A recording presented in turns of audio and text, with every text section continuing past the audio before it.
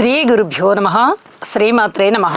మా భక్తి టీవీని ప్రోత్సహిస్తున్నటువంటి మా ప్రేక్షకులందరికీ ధన్యవాదాలు తెలియజేస్తూ 22 మార్చ్ 2026 నుంచి 28 మార్చ్ 2026 వరకు గల రాశి ఫలితాలు తెలియచెప్పుకుందాము. ముందుగా గ్రహస్థితులు: మేషంలో చంద్రుడు, మిథునంలో గురువుగారు, అలాగే సింహంలో కేతువు, కుంభంలో రాహువు, బుధ, కుజులు. ఇక శుక్రాచార్యుల వారు కానీ, శనిగారు కానీ, రవి గారు కానీ మీనరాశిలో ఉంటూ ఉండగా వారాంతంలోకి వెళ్ళేటప్పటికీ శుక్రాచార్యుల వారి యొక్క స్థితి మేష రాశిలోకి మారి ఉంది. చంద్రుని యొక్క గమనము కర్కాటక రాశిలోకి మారి ఉన్నది. గ్రహ సమ్మేళనాల యొక్క ఫలితాలు ఏమిటి అంటే, బుధ, కుజ, రాహు గ్రహాల యొక్క స్థితి సంచారము కుంభరాశిలో కలిసి ఉంటూ ఉన్న కారణం చేత ఇక్కడ సర్పదోషం అనేది సూచిస్తూ ఉన్నది. అలాగే బుధ రాహుల కలయిక చేత కొద్దిగా వినికిడి శక్తి తగ్గడము, శారీరక శక్తి సామర్థ్యాలు తగ్గడము ఇలాంటివి ఉండడానికి అవకాశం ఉంది. ఇది చెప్పదగినటువంటి సూచన. అయితే గురువుగారి యొక్క దృష్టి ఉన్నది కాబట్టి కొంచెం పర్వాలేదు, అంత పూర్తిగా శక్తి నశించిపోకుండా ఉంటుంది. కానీ కొంచెం దీని ఎఫెక్ట్ మటుకు స్పష్టంగా తెలుస్తూనే ఉంటుంది అని చెప్పి తెలియజేస్తున్నాను. ఈ బుధ కుజ రాహులకి స్తోత్ర పరిహారాలు చెయ్యండి. అలాగే కుజరాహుల కలయిక కూడా మనకి సర్పదోషాన్ని సూచిస్తూ ఉంటున్న కారణం చేత ఈ సర్పదోష నివారణార్థం కుజరాహు స్తోత్ర పారాయణలు, అలాగే బుధుడు కూడా ఉన్నారు కాబట్టి బుధుని యొక్క స్తోత్ర పారాయణాలు చేయడము, విష్ణు సహస్రనామం చదువుకోవడము చాలా చాలా మంచిది. ఇక శనిగారు కానీ, రవి గారు కానీ, శుక్రాచార్యుల వారు కానీ మీనరాశిలో ఉంటున్న కారణం చేత ఇక్కడ శని రవి కలయిక కొంచెం ఇబ్బంది పెట్టేటటువంటి పరిస్థితే. ఏదైనా మొండిన పడేస్తాయి పనులని. శుక్ర రవి కలయిక అడ్మినిస్ట్రేషన్ కెపాసిటీని పెంచుతుంది. శని రవిల కలయిక కొంచెం అలాంటి సామర్థ్యాన్ని తగ్గేటట్టు చేస్తుంది. అలాగే మొండిగా ఉన్నటువంటి పనులు మటుకు బాగా చేస్తారు వీళ్ళు. ఇలాగా అంటే అక్కడ శక్తిని బట్టి అన్నమాట. బలహీనంగా ఉన్నవి బాగా బలహీనం అయిపోతాయి, బలోపేతంగా ఉన్నవి బాగా బలోపేతం అయిపోతాయి. అలాంటి పరిస్థితి కనిపిస్తోంది. అయితే భార్యాభర్తల మధ్య మటుకు అన్యోన్యత విషయంలో కొద్దిగా జాగ్రత్తగా ఉండవలసినటువంటి గ్రహస్థితులే ఇవి. తప్పనిసరిగా శని శుక్ర రవి గ్రహాలకి స్తోత్ర పారాయణాలు చేసుకోవలసిందిగా సూచన చేస్తున్నాను. వారాంతంలోకి వెళ్ళేటప్పటికీ శుక్రుని యొక్క సంచారం మారి ఉంది కాబట్టి ఇప్పటి వరకు నెల రోజుల కాలం నుంచి శనిగారితో కలిసి ఉంటూ ఉన్నారు. ఇక వారాంతంలోకి వచ్చేటప్పటికి ఈ గ్రహ ప్రభావం తగ్గి మళ్ళీ తిరిగి అన్యోన్యత పెరుగుతుంది. ఇది గమనించుకోదగ్గ సూచన. అయితే స్తోత్ర పారాయణాలు మటుకు మానకండి. అలాగే కుజుని యొక్క సప్తమ దృష్టి కేతువు గారి మీద పడుతోంది. ఇది కొంచెం ఆధ్యాత్మిక చింతనని పెంచుతుంది. అయితే సర్పదోషంలో ఉన్నారు కాబట్టి కుజ రాహు కలయిక సర్పదోషాన్ని సూచిస్తూ ఉంటుంది కాబట్టి ఈ గ్రహాలకి ఎక్కువగా మీరు ఏది పరిహారం చేసుకుంటారో అదే మీకు ఆధ్యాత్మిక చింతన పెరిగినట్టు కూడా లెక్క. కాబట్టి తప్పనిసరిగా ఈ పరిహారాలు చేసుకోండి, మానసిక ప్రశాంతంగా ఉండండి. ఇక రాశుల్లోకి వెళ్దాం. ధనస్సు రాశి వారికి ఈ వారం రోజుల కాలాన్ని మనం పరిశీలన చేసినట్టయితే తృతీయ స్థానంలో బుధ కుజ రాహులు 3 గ్రహాలు అత్యద్భుతంగా ఉంటూ ఉండగా చతుర్థంలో శుక్రాచార్యుల వారు బాగున్నారు. ఇక సప్తమంలో గురువు గారు బాగున్నారు. వెరసి 5 గ్రహాల యొక్క ఉనికి చాలా చాలా బాగుంది.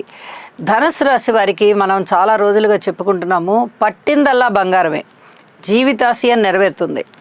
అన్నదమ్ముల యొక్క సహాయ సహకారం బాగుంది, మనోబలం బాగుంది.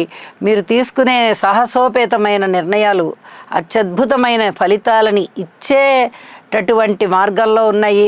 ఈ ప్రణాళికలు అమలు చేస్తారు, విజయాలను అందుకుంటారు. మాతృవర్గ రీత్యా బాగుంది, స్థిర చిరాస్తుల రీత్యా బాగుంది, ఆదాయం రీత్యా బాగుంది, దైవభక్తి రీత్యా బాగుంది, ఉన్నత విద్య బాగుంది, కుటుంబం బాగుంది.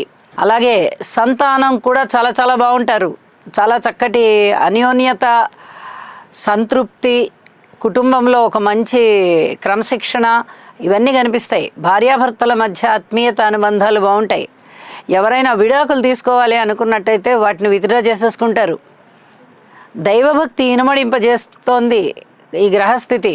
దైవ కార్యాల పట్ల చాలా ఆసక్తి ఉంటుంది. దూర ప్రాంత ప్రయాణాలు చేసి వస్తారు. ఉద్యోగ జీవితం బాగుంది, వ్యాపార జీవితం బాగుంది. ఒకటేమిటండి, సమస్తము బాగున్నాయి. ఉద్యోగ జీవితంలో కొంచెం శారీరక శ్రమ పెరుగుతోంది, లేదా మానసికమైన అలసట అయినా పెరుగుతుంది. అన్ని విధాలా బాగుంది. ఇక వారం అంతంలోకి వెళ్ళేటప్పటికీ శుక్రాచార్యుల వారు పంచమ స్థానంలోకి వచ్చారు, చంద్రుడు అష్టమ స్థానంలోకి వచ్చారు. శుక్రాచార్యుల వారి యొక్క స్థితి సంచారము ఇంకా బాగుంది. ఇక్కడ చతుర్థంలో ఉన్నప్పుడు శని గారితో కలిసి ఉన్నారు. అది కొంచెం ఇబ్బంది పెడుతూ ఏదో తాత్కాలిక ఫలితాలు ఇస్తూ వచ్చింది. ఇప్పుడు ఆయన స్వేచ్ఛగా ఉన్నారు మేషరాశిలో, కాబట్టి తప్పనిసరిగా మంచి ఫలితాలను ఇస్తారు. సంతానం పట్ల మీరు శుభవార్తలు వింటారు. ఇది చెప్పదగినటువంటి సూచనగా తెలియజేస్తూ ఉన్నాను. ఎన్ని విధాలుగా అనుకూలతలు పెంపొందింపబడుతున్నా మీలో ఏమాత్రము భేషజం ఉండదు. చాలా చక్కగా అనుకూలంగా ప్రతి వారితోనూ నమ్రతగా విధేయంగా ప్రవర్తిస్తారు మీరు. ఇదంతా కూడా గురువుగారి వల్ల వచ్చేటటువంటి ఫలితం. అత్యద్భుతమైనటువంటి ఈ ఫలితాలు మీకు మానసికమైన సంతృప్తిని పెంచుతున్నాయి, అలాగే ఉన్నతిని సూచిస్తున్నాయి. గురుబలం అంటే అది సామాన్యమైన విషయం కాదండి. రాహుబలం బాగుంది, గురుబలం బాగుంది, రెండు పెద్ద గ్రహాల బలాలు బాగున్నాయంటే చాలా సంతోషంగా ఉంటారు. ఇది తప్పనిసరిగా మటుకు కుజరాహు స్తోత్రాలు చేసుకోండి. ఈ పరిహారం ప్రతి ఒక్కరూ చేసుకోవాల్సిందిగా సూచన చేస్తూ ఉన్నాను. తప్పనిసరిగా కుజరాహు స్తోత్రాలు చేసుకోండి, అలాగే గురుగ్రహ స్తోత్రాలు కూడా పఠించండి. వీలైతే ఒక్కసారి శనిగారికి తైలాభిషేకం చేయండి. మరింతగా జీవితం శోభిస్తుంది, ఆనందమయంగా ఉంటారు. ఎప్పుడైతే తృతీయ స్థానము బుధ కుజ రాహువులతో అద్భుతంగా పండుతోందో వీరు తీసుకునేటటువంటి నిర్ణయాలు చాలా బాగుంటాయండి. అధిక సాహసం అన్నమాట. అక్కడ గురుబలం బాగుంది, సప్తమం బాగుంది, ఇక్కడ తృతీయం బాగుంది, అందున్న గ్రహస్థితులు బాగున్నాయి. అంటే ఒక ధైర్యం చేసేస్తారు, ఒక సాహసం చేస్తారు. ఈ చేసే వాటికి తగినట్టుగానే విజయ అవకాశాలు వస్తాయి. ఇవన్నీ మీకు చాలా ఆనందించదగ్గ విషయాలుగా ఉంటాయి. అలాగే ఐటీ రంగంలో ఉన్నవారికి చాలా బాగుంటుంది. ఫ్యాక్టరీలు, గనులు, భూమి తవ్వకాలు ఇలాంటివి వాటిట్లలో పనిచేసే వారికి చాలా బాగుంటుంది. వెరసి ఈ కుజగ్రహ రాహుగ్రహ స్తోత్ర పరిహారాలు చేసుకోండి. ధనురాశి వారందరికీ కూడా చాలా బాగుంటుంది అని చెప్పి తెలియచేస్తూ ఉన్నాను. శుభం. గురుగ్రహ అనుకూలత కొరకు దేవానాం చ ఋషీణాం చ గురుం కాంచన సన్నిభం బుద్ధిమంతం త్రిలోకేశం తం నమామి బృహస్పతిం. ఓం హ్రాం హ్రీం హ్రౌం సహ బృహస్పతయే నమః. కుజగ్రహం యొక్క అనుకూలత కొరకు ధరణీ గర్భ సంభూతం విద్యుత్కాంతి సమప్రభం కుమారం శక్తిహస్తం తం మంగళం ప్రణమామ్యహం. ఓం క్రాం క్రీం క్రౌం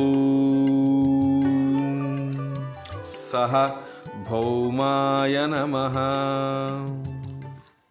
రాహుగ్రహం యొక్క అనుకూలత కొరకు అర్ధకాయం మహావీరం చంద్రాదిత్య విమర్దనం సింహికా గర్భ సంభూతం తం రాహుం ప్రణమామ్యహం. ఓం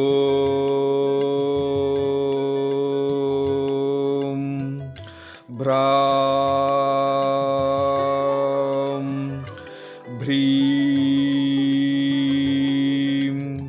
భ్రౌం సహ రాహవే నమః.